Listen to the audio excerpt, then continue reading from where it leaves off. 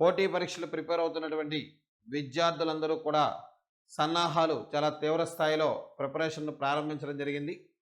So ఆంధ్రప్రదేశ్లో APPSC నుంచి forest beat officers, అలాగే forest section officers so notifications అనేవి రావడం జరిగింది. మరి త్వరలోనే ఎండోమెంట్ ఆఫీసర్ కూడా నోటిఫికేషన్స్ ఇవ్వడానికి ఏపీపీఎస్సీ ఏర్పాటు చేస్తున్నది. మరి తెలంగాణ రాష్ట్రంలో చాలా పెద్ద ఎత్తున ఉద్యోగాల భర్తీకి ప్రభుత్వం ఏర్పాటులో ఉన్నది. సో త్వరలోనే 40,000 ఉద్యోగాల భర్తీ అని చెప్పి ప్రకటించారు. మరి ఏ ఉద్యోగాలు ఉంటాయి, ఏ నోటిఫికేషన్లు ఎప్పుడు వస్తాయనే విషయంలో తొందరలోనే క్లారిటీ అనేది వచ్చే అవకాశం ఉంటుంది. సో మరి ఏ రకమైనటువంటి పోటీ పరీక్ష అయినా సరే, ఏ ఉద్యోగ నియామక పరీక్ష అయినా సరే తప్పనిసరిగా మనకి కావాల్సినటువంటి సబ్జెక్టు, ప్రతి ఒక్కరికి కావాల్సినటువంటి subject so current affairs and general knowledge. So general knowledge and current affairs. So మనకి 2025 జూలై నుంచి ఈ నోటిఫికేషన్ల ప్రక్రియ, ప్రభుత్వ సన్నాహాల ప్రక్రియ ప్రారంభమైంది. కాబట్టి మరి ఎక్కడి నుంచి కరెంట్ అఫైర్స్ అన్నీ కూడా మనకి చాలా చాలా ఇంపార్టెంటు. మరి మన ఎన్ఎస్కే లెర్నింగ్ పాయింట్ నుంచి సో కరెంట్ అఫైర్స్ని రెగ్యులర్గా మనకి అందించేటటువంటి ప్రయత్నం చేస్తున్నాం. సో 2025 జూన్ కరెంట్ అఫైర్స్ నుంచి మనం ప్రతిదీ కూడా ఎవ్రీ మంత్ కూడా కరెంట్ అఫైర్స్ పార్ట్ వైజ్గా మీకు అందించేటువంటి ప్రయత్నం చేస్తాం. ఎందుకంటే ప్రతి ఒక్కరు కూడా మీరు వేరు సోర్సెస్ నుంచి కలెక్ట్ చేసుకుని మేము కలెక్ట్ చేసి డీటెయిల్డ్ ఆర్డర్లో మీకు మొత్తం అంతా కూడా కరెంట్ అఫైర్స్ అందించే ప్రయత్నం చేస్తాం. సో కాబట్టి అందరూ ఎన్ఎస్కే లెర్నింగ్ పాయింట్ యూట్యూబ్ ఛానల్ని సబ్స్క్రైబ్ చేసుకోండి. అలాగే ఎన్ఎస్కే లెర్నింగ్లో ఎన్ఎస్కే లెర్నింగ్ యాప్ డౌన్లోడ్ చేసుకోండి. సో ఎన్ఎస్కే లెర్నింగ్ యాప్లో జూలై 29th నుంచి కూడా పర్స్పెక్టివ్స్ ఇన్ ఎడ్యుకేషన్, తెలంగాణలో డిఎస్సి ప్రిపేర్ అయ్యేటువంటి విద్యార్థుల కోసం perspectives in education Telugu medium, English medium unlimited test series అనేది ప్రారంభం కాబోతుంది. అలాగే జూలై 30th నుంచి కూడా సో ఆల్ పెడగాగిస్, మ్యాథమెటిక్స్, అలాగే physical science, biological science, social studies 4 పెడగాగీలు కూడా సో గురుకుల, డిఎస్సి, మోడల్ స్కూల్స్ మూడింటికి కూడా కవర్ అయ్యే విధంగా ఇంగ్లీష్ మీడియం, తెలుగు మీడియం విద్యార్థులకు జూలై 30th నుంచి కూడా లైవ్ క్లాసెస్ కూడా ఎన్ఎస్కే లెర్నింగ్ యాప్లో ప్రారంభం అవుతున్నాయి. సో కాబట్టి ఎన్ఎస్కే లెర్నింగ్ యాప్ అనేది డౌన్లోడ్ చేసుకోండి. ఈ కోర్సులకు సంబంధించిన వివరాలు మరొక వీడియోలో మీకు అందించడం జరుగుతుంది. సో జూన్ 2025 నుంచి కూడా సో 2025 సో 2025 జూన్ కరెంట్ అఫైర్స్ని మీకు సో పార్ట్ వైజ్గా అందించేటువంటి ప్రయత్నం చేస్తాం. సో మీరు రెగ్యులర్గా కరెంట్ అఫైర్స్ మీరు నోట్స్లు తయారు చేసుకోవాల్సిన అవసరం లేదు. జస్ట్ ఈ వీడియోస్ని యూట్యూబ్లో మీరు వింటూ జస్ట్ బ్రీఫ్గా నోట్స్ రాసుకుంటే మీరు ఏ ఎగ్జామ్కైనా సరే చాలా ఈజీగా కరెంట్ అఫైర్స్లో మంచి స్కోర్ చేసేటువంటి అవకాశం ఉంటుంది. సో 2025 జూన్లో జరిగినటువంటి ముఖ్యమైనటువంటి ఇన్సిడెంట్స్ కనుక మనం తీసుకున్నట్టయితే 51వ G7 సదస్సు. So 51st G7 annual summit, 51st G7 annual summit, 51వ G7 శిఖరాగ్ర సదస్సు అని చెప్పేసి చెప్తాం. ఇక్కడ మనకి కరెంట్ అఫైర్స్ మనం చెప్పేటప్పుడు కరెంట్ అఫైర్స్తో పాటుగా వాటికి రిలేటెడ్గా ఉన్నటువంటి స్టాక్ జీకే అంశాలు కూడా మనం చాలా ముఖ్యంగా డిస్కస్ చేసుకోవడం అనేది జరుగుతుంది. సో ఈ వీడియోస్ మీరు లాస్ట్ వరకు చాలా జాగ్రత్తగా వినండి. మీకు మంచి యూజ్ఫుల్ ఇన్ఫర్మేషన్ అనేది వీడియోస్లో ప్రొవైడ్ చేయడం జరుగుతుంది. సో 51 G7 యాన్యువల్ సమ్మిట్, 51వ G7 శిఖరాగ్ర సదస్సు అని చెప్పేసి చెప్తాం. సో జూన్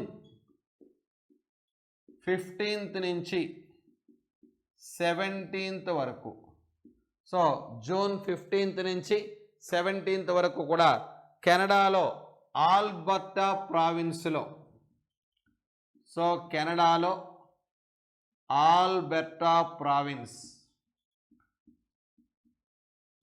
సో కెనడాలో ఆల్బర్టా ప్రావిన్స్ అనేది ఒక స్టేట్ని మన స్టేట్ అంటాం, వాళ్ళేమో ప్రావిన్స్ అని చెప్పేసి చెప్తారు.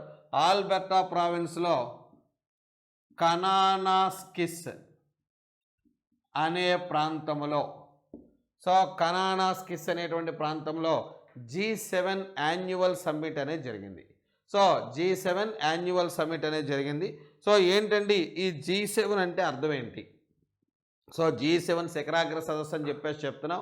అసలు G7 అంటే ఏంటి, ఈ G7 అనేది ఎప్పుడు ఏర్పడింది, సో G7 అంటే దీని యొక్క ఆబ్జెక్టివ్ ఏంటి అనే విషయాన్ని ముందుగా బ్రీఫ్గా డిస్కస్ చేసుకుంటే ఇదంతా కూడా దీనికి సంబంధించిన స్టాక్ జీకే టాపిక్.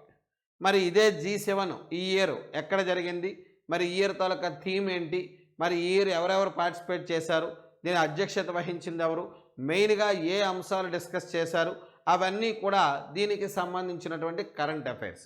అంటే ఒక విషయాన్ని మనం డిస్కస్ చేసామంటే దానికి సంబంధించిన స్టాక్ ఇష్యూస్, అలాగే దానికి సంబంధించిన కరెంట్ ఇష్యూస్ కూడా మనం డిస్కస్ చేసుకున్నట్టయితే సో మనం మరింత ఎక్కువ నాలెడ్జ్ని గెయిన్ చేసేటువంటి అవకాశం ఉంటుంది. సో కాబట్టి 51 G7 సమ్మిట్ అని చెప్పేసి చెప్తాం.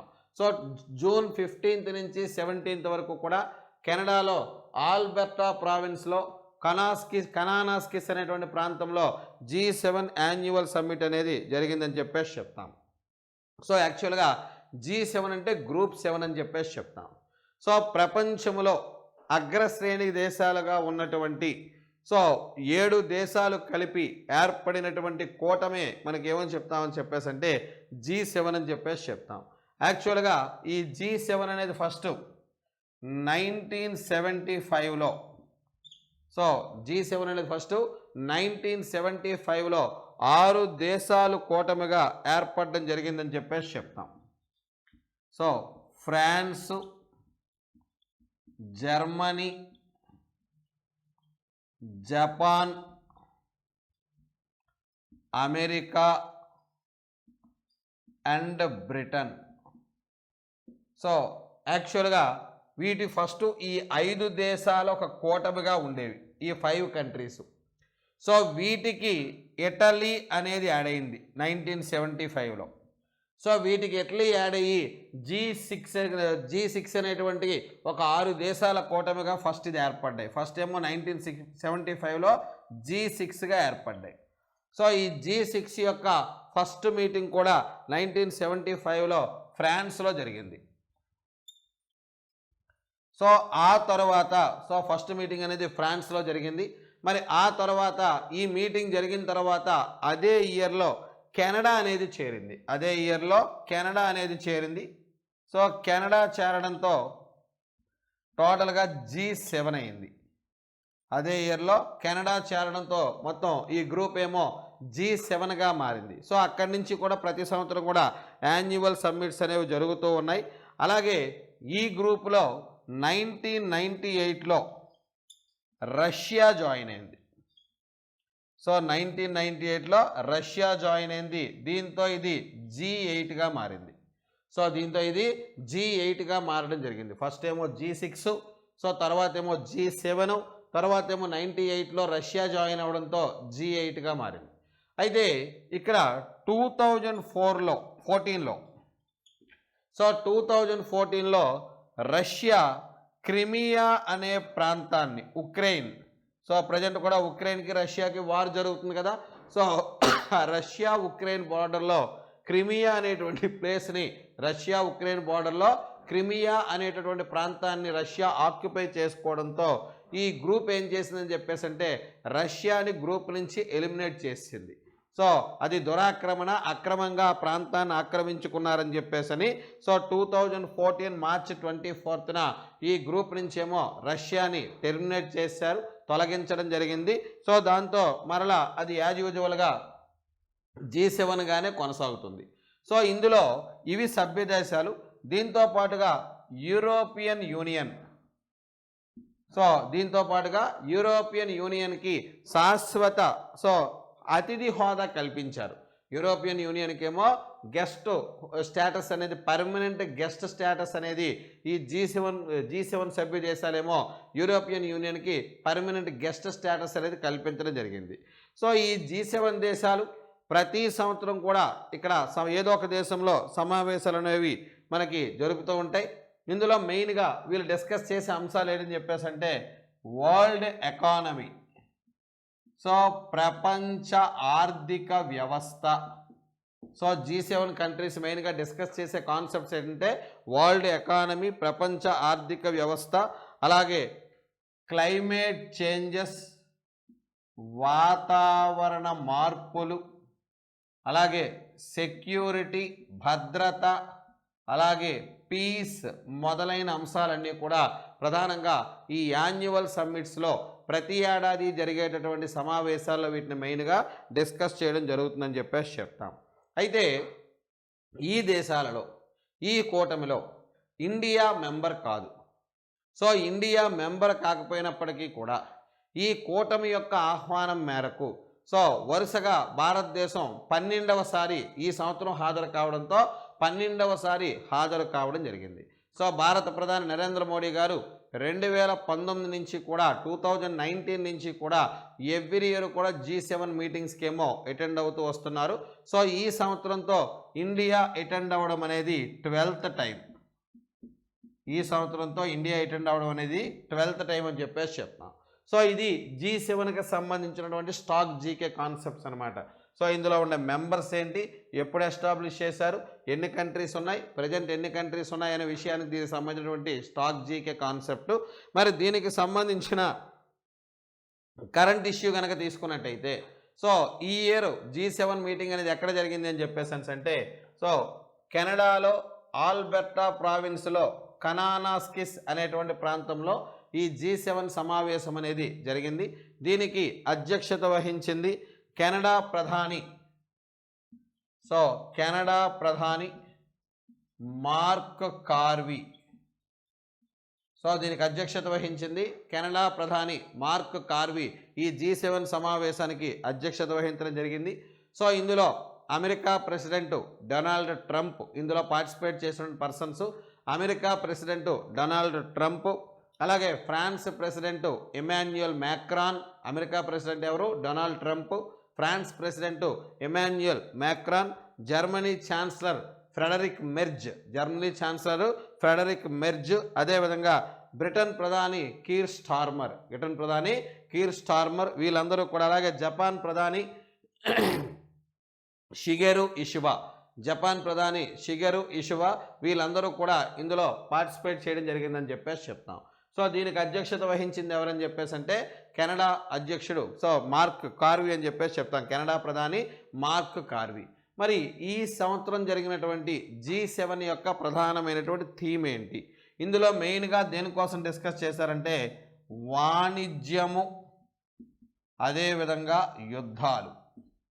సో ఈ సంవత్సరం ప్రధానమైన ఎజెండా ఏదని చెప్పేసి అంటే ట్రేడ్ అండ్ వార్స్ అని చెప్పేసి చెప్తాం. The main agenda of this year G7 meeting ఏదంటే ట్రేడ్ అండ్ వార్స్ అని చెప్పేసి చెప్తాం. వాణిజ్యము అదేవిధంగా యుద్ధాలు అని చెప్పేసి మనం పేర్కొనడం జరుగుతుంది. సో ఈ సంవత్సరం ఈ రెండు అంశాలుగా ఎజెండాగానే సమావేశం జరిగింది. ఇజ్రాయిల్, ఇరాన్ ఈ రెండింటి మధ్య వార్ అనేది జరుగుతుంది. ఆ వార్ని ఆపాలి అని చెప్పేసి G7 సమావేశంలో ప్రధానంగా డిస్కస్ చేయడం జరిగింది. సో ఈ G7 అంటే చెప్పాను కదా, ప్రముఖ పారిశ్రామిక పెట్టుబడి దేశాల అగ్రదేశాల కూటమి మనం ఏమని చెప్తామంటే G7 అని చెప్పేసి చెప్తాం. మరి ఈ సంవత్సరం G7 సమావేశం యొక్క మెయిన్ థీమ్ ఏది అని చెప్పేసి అంటే పీస్ అండ్ సెక్యూరిటీ. సో ఈ సంవత్సరం G7 సమావేశం యొక్క థీమ్ ఏంటి అంటే peace and security, digital and energy. So digital and energy, transitions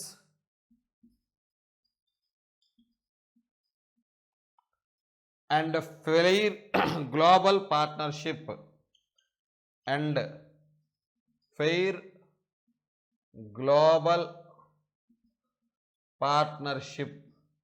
so ఇది మనకి ఈ సంవత్సరం జరిగిన G7 యొక్క థీమ్ అని చెప్పేసి చెప్తాం. సో G7 యొక్క థీమ్ తీసుకుంటే peace and security, digital and energy transitions and fair global partnership అనేది ఈ సంవత్సరం G7 సమావేశం యొక్క ప్రధానమైనటువంటి థీమ్ అని చెప్పేసి చెప్తాం అన్నమాట. సో ఇది 51 G7 సమావేశం అని చెప్పేసి చెప్తాం. 51 G7 సమావేశం. Next one. సో ఈ ఇయర్ 2025 జూన్ కరెంట్ అఫైర్స్లో అనదర్ ఇంపార్టెంట్ వన్ ఏది అని చెప్పేసి అంటే ప్రపంచ లింగ సమానత్వ సూచి. 2025. సో ప్రపంచ లింగ సమానత్వ సూచి 2025 అని చెప్పేసి చెప్తాం. So world global world gender gap index, gender gap index. So world gender gap index అని చెప్పేసి చెప్తాం. సో ప్రపంచ లింగ సమానత్వ సూచి, దీన్ని తయారు చేసింది ఎవరు, దీన్ని విడుదల చేసింది ఎవరు అని చెప్పేసి అంటే వరల్డ్ ఎకనామిక్ ఫోరం. సో దీన్ని విడుదల చేసింది WEF, ప్రపంచ ఆర్థిక సదస్సు, ప్రపంచ ఆర్థిక వేదిక. WEF అనేది వరల్డ్ ఎకనామిక్ ఫోరం అనేది. సో ఈ వరల్డ్ లింగ సమానత్వ సూచి నివేదికను విడుదల చేశారు. ఇది మొత్తం 148 కంట్రీస్కి విడుదల చేశారు. ఈ రిపోర్ట్ అనేది మొత్తం టోటల్గా 148 దేశాలకు, ఈ రిపోర్ట్ అనేది టోటల్గా 148 దేశాలకి ఈ రిపోర్ట్ అనేది విడుదల చేయడం జరిగింది. జనరల్గా ఈ రిపోర్ట్ అనేది 4 అంశాల ఆధారంగా ఈ రిపోర్ట్ని తయారు చేస్తారు. సో 4 అంశాల్లో సర్వే చేసి ఈ రిపోర్ట్ని ప్రధానంగా తయారు చేస్తారు. ఏంటో 4 అంశాలు అని చెప్పేసి అంటే ఆర్థిక భాగస్వామ్యము, ఆర్థిక భాగస్వామ్యము మరియు అవకాశం. సో ఆర్థిక భాగస్వామ్యం మరియు అవకాశం, అదేవిధంగా విద్యా సంబంధమైన నైపుణ్యం, విద్యా సంబంధమైన నైపుణ్యం. సో ఆర్థిక భాగస్వామ్యం మరియు అవకాశం, విద్యా సంబంధమైనటువంటి నైపుణ్యం, ఆరోగ్యము మరియు మనుగడ, ఆరోగ్యం మరియు మనుగడ. సో అదేవిధంగా రాజకీయ సాధికారత.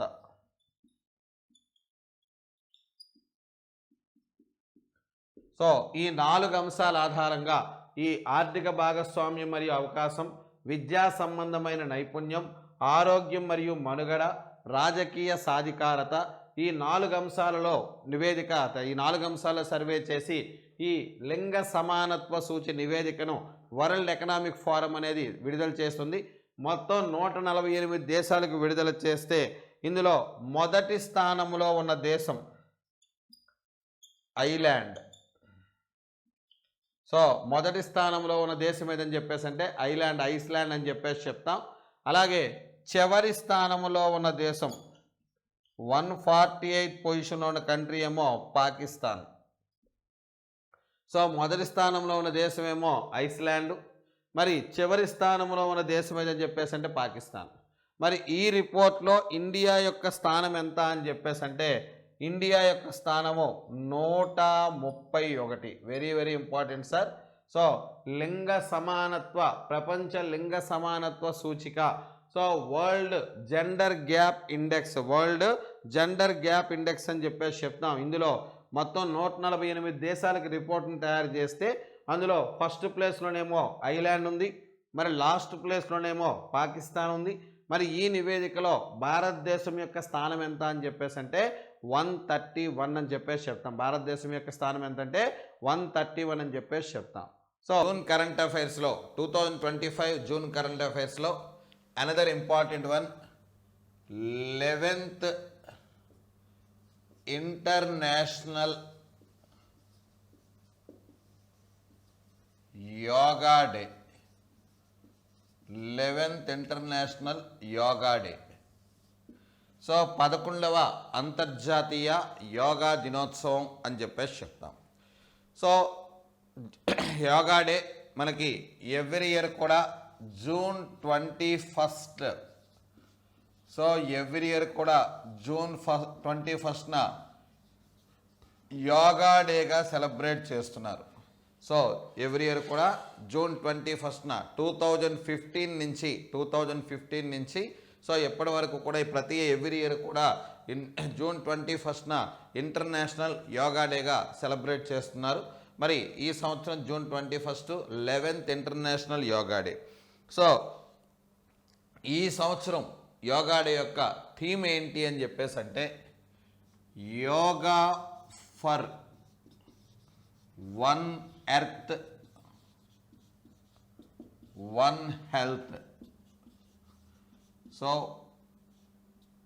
Yoga for one earth and one health అని చెప్పేసి చెప్తాం.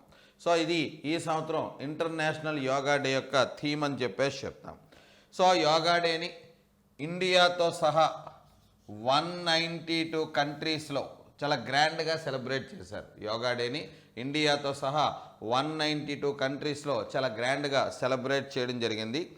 సో ఈ యోగా డే యొక్క ఏ విధంగా యోగా డే అనేది వచ్చింది అనే దీనికి సంబంధించినటువంటి స్టాక్ పాయింట్స్ కనుక తీసుకున్నట్టయితే 2014లో ఎన్డీఏ గవర్నమెంట్ వచ్చిన తర్వాత సో 2014 సెప్టెంబర్ 27న యుఎన్ఓ జనరల్ అసెంబ్లీలో మన ప్రైమ్ మినిస్టర్ శ్రీ నరేంద్ర మోడీ గారు ఈ యోగా డేని ప్రపోజ్ చేయడం జరిగింది. సో 2014 సెప్టెంబర్ 27న యుఎన్ఓ జనరల్ అసెంబ్లీలో నరేంద్ర మోడీ గారు యోగా యొక్క ఇంపార్టెన్స్ని తెలియజేస్తూ యోగా డేని సెలబ్రేట్ చేయాలని చెప్పేసి యుఎన్ఓ జనరల్ అసెంబ్లీలో దీన్ని ప్రపోజ్ చేయడం జరిగింది. సో ఈయన ప్రపోజ్ చేసిన తర్వాత విత్ ఇన్ 3 మంత్స్లో సో డిసెంబర్ 11న సో ఈ అనౌన్స్మెంట్ అనేది యుఎన్ఓ చేయడం జరిగింది. సో జూన్ 21ని ఇంటర్నేషనల్ యోగా డేగా సెలబ్రేట్ చేయాలి అని చెప్పేసి 2014 డిసెంబర్ 11న యుఎన్ఓ జనరల్ అసెంబ్లీ అనేది అనౌన్స్ చేయడం జరిగింది. అయితే మోడీ గారి యొక్క ప్రపోజల్కి యుఎన్ఓలో ఉన్నటువంటి 173 కంట్రీస్లో 177 కంట్రీస్ అనేవి సో దీనికి సపోర్ట్ చేశాయి. సో మొత్తం యుఎన్ఓలో జనరల్ అసెంబ్లీలో మెంబర్స్ ఎన్ని అంటే 193 కంట్రీస్. ఈ 193 కంట్రీస్లో 177 కంట్రీస్ మోడీ గారి యొక్క ప్రపోజల్ని యాక్సెప్ట్ చేసి సో ఇంటర్నేషనల్ యోగా డేకేమో సపోర్ట్ చేయడం జరిగింది. అంతేకాకుండా సెప్టెంబర్ 27న దీనికి సంబంధించిన ప్రపోజల్స్ అనేవి పెడితే డిసెంబర్ 11కే దీన్ని అప్రూవల్ చేశారు. సో యుఎన్ఓ చరిత్రలో ఎంత ఫాస్ట్గా యాక్సెప్ట్ అయినటువంటి రెజల్యూషన్ కూడా ఈ యోగా డేకి సంబంధించినటువంటి రెజల్యూషనే. 3 నెలల్లోనే ఒక రెజల్యూషన్ అనేది యుఎన్ఓ జనరల్ అసెంబ్లీ యాక్సెప్ట్ చేయడం అనేది ఇదే ఫస్ట్ టైం అని చెప్పేసి చెప్తాం అనమాట. సో ఈ ఇండియన్ యోగాకి 2016లో యునిసెఫ్ యొక్క గుర్తింపు కూడా లభించింది. సో 2016లో భారతీయ యోగాకేమో యునిసెఫ్ యొక్క గుర్తింపు కూడా లభించడం జరిగిందని చెప్పేసి చెప్తాం. సో ఇది యోగా డేకి సంబంధించినటువంటి సో స్టాక్ ఏ విధంగా వచ్చింది. 2014లో మోడీ గారు ప్రపోజ్ చేశారు. సెప్టెంబర్ 27న 2014 డిసెంబర్ 11న ఈ యోగా డేని ఐక్యరాజ్యసమితి యుఎన్ఓ అనౌన్స్ చేయడం జరిగింది. సో దీనికి 193 కంట్రీస్లో 177 కంట్రీస్ యాక్సెప్ట్ చేశాయి. మరి భారతీయ యోగాకి ఇండియన్ యోగాకి 2016లో సో యునిసెఫ్ దీనికి గుర్తింపు కూడా లభించిందని చెప్పేసి చెప్తాం. మరి ఈ ఇయర్ యోగా డే యొక్క ఇంపార్టెన్స్ ఏంటి అని చెప్పేసి అంటే ఈ ఇయర్ యోగా డేని చాలా గ్రాండ్గా ఆంధ్రప్రదేశ్లో విశాఖపట్నంలో సెలబ్రేట్ చేశారు. సో ఆంధ్రప్రదేశ్ స్టేట్ యోగాంధ్ర అనే పేరుతో ఒక బిగ్గెస్ట్ ప్రోగ్రామ్ అనేది కండక్ట్ చేసింది. సో ఆంధ్రప్రదేశ్ స్టేటు యోగాంధ్ర అనేటువంటి పేరుతో ఒక బిగ్గెస్ట్ ప్రోగ్రామ్ అనేది కండక్ట్ చేసింది. సో విశాఖపట్నంలో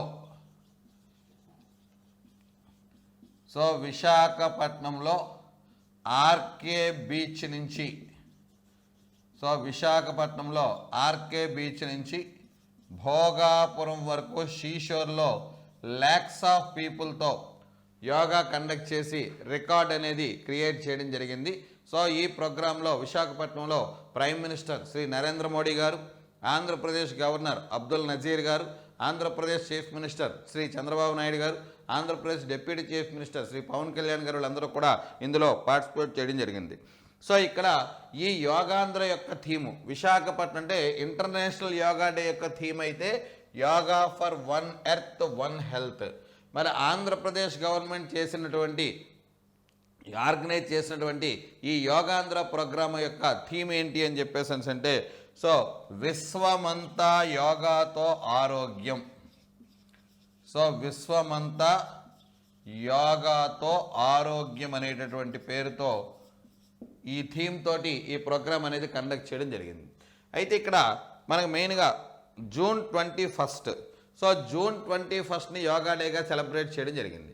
సో జూన్ 21నే యోగాని ఎందుకు మనకి సెలబ్రేట్ చేయడం జరిగింది అని చెప్పేసి అంటే ఒక ఏడాదిలో ఉండేటువంటి 365 డేస్లో ఒక ఏడాదిలో ఉండేటటువంటి 365 డేస్లో డే టైం అత్యంత ఎక్కువ పగటి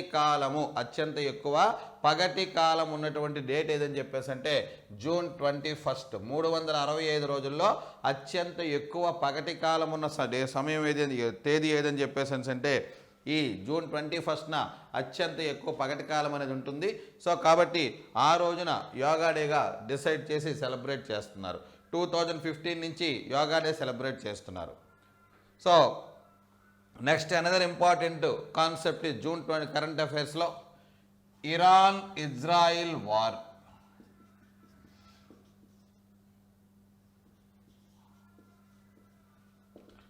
సో ఇరాన్ ఇజ్రాయిల్ యుద్ధము, Iran Israel war.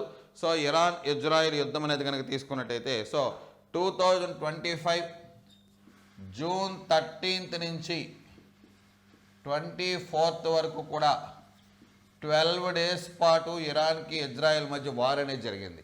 So 2013 June 13 నుంచి 2025 జూన్ 13 నుంచి జూన్ 24 వరకు కూడా 12 డేస్ పాటు ఇరాన్కి ఇజ్రాయెల్కి మధ్య వార్ అనేది జరిగింది. సో ఈ వార్లో ఒక్కొక్క కంట్రీ ఒక్కొక్క ఆపరేషన్ పేరుతో ఆ అపోనెంట్స్ మీద అటాక్ చేయడం జరిగింది. సో ఇజ్రాయిల్ ఏమో ఇరాన్ మీద ఆపరేషన్ రైజింగ్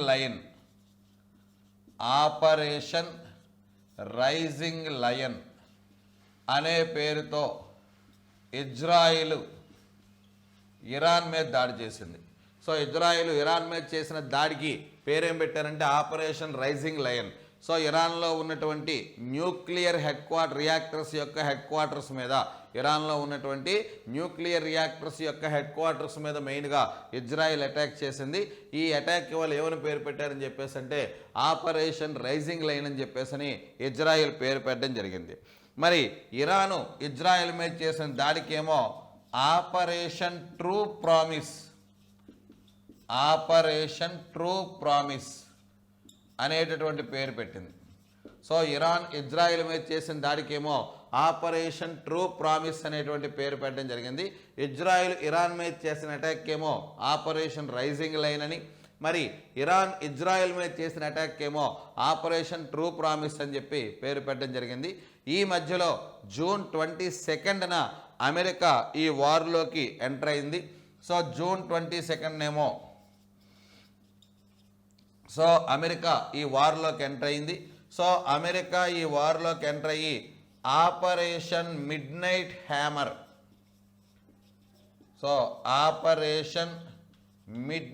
హ్యామర్ అనేటువంటి పేరుతో అమెరికా జూన్ 22న ఈ వార్లోకి ఎంటర్ అయ్యి ఆపరేషన్ మిడ్ నైట్ హ్యామర్ అనేటువంటి పేరుతోటి అమెరికా ఏమో ఇరాన్ మీద అటాక్ చేసింది. సో ఇజ్రాయెల్కి సపోర్ట్గా అమెరికా వార్లో దిగింది. సో జూన్ 22 ఎంటర్ అయ్యి ఆపరేషన్ మిడ్ నైట్ హ్యామర్ అనేటువంటి పేరుతోటి ఇరాన్ మీద అటాక్ చేసింది. ఎప్పుడైతే అమెరికా ఎంటర్ అయిందో జూన్ 24న ఈ వార్ అనేది స్టాప్ అవ్వడం జరిగింది. సో మరి ఈ కాంటెక్స్ట్లో ఇరాన్లోని ఇజ్రాయిల్లోని ఇరాన్లో చిక్కుకుపోయినటువంటి ఇండియన్స్ని ఇండియాకి తీసుకురప్పించేందుకు సో భారతీయులనేమో ఇండియాకి తీసుకొచ్చేందుకు భారతదేశం ఒక ఆపరేషన్ కండక్ట్ చేసింది. సో ఆ ఆపరేషన్ పేరు ఆపరేషన్ సింధూర్.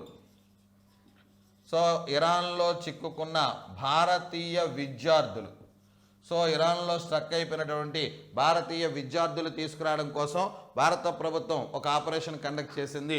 ఆ ఆపరేషన్ పేరే ఆపరేషన్ సింధూర్. సో ఇరాన్లో చిక్కుకున్న విద్యార్థులు ఇతర భారత పౌరులను ఇండియాకి తీసుకురావడం కోసం భారత ప్రభుత్వం ఒక ఆపరేషన్ నిర్వహించింది. ఆ ఆపరేషన్ పేరే ఆపరేషన్ సింధూర్ అని చెప్పేసి చెప్తాం. సో ఇవి జూన్ 25 2025 జూన్కి సంబంధించిన కొన్ని కరెంట్ అఫైర్స్. సో మొత్తం ప్రతి మంత్కి సంబంధించి కరెంట్ అఫైర్స్ పార్ట్ వైజ్గా డీటెయిల్డ్గా మీకు ప్రొవైడ్ చేయడం జరుగుతుంది. సో కాబట్టి ఈ NSK learning point YouTube channel subscribe చేసుకోండి.